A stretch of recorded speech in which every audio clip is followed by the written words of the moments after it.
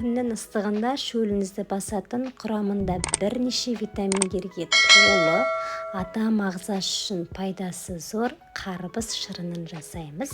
Жасалу жолы өте оңай. Алдымен қарбызымызды турап, блендерге салып, езіп шырынын дайындап аламыз. Шырынын дайындағаннан кейін арнайы сүзгіштен өткіземіз. Құрамындағы арасындағы дәнектер өтіп кетпеу үшін. Одан кейін лимонның жарты бөлігін кесіп, қысып қостым. Себебі цитрусовый дәм беру үшін. Оны араластырдымдағы ыдысыма құйып, балапандарыма ұсындым. Ас болсын. Сіздермен бірге болған Әлден Гаухар. YouTube каналыма тіркелуді, лүпіл басуды, достарыңызбен бөлісуді ұмытпаңыздар. Сонымен қоса Әлден Гаухар деп Instagram парақшасына терсеңіздер де өзімнің арнайы футблог парағым шығады.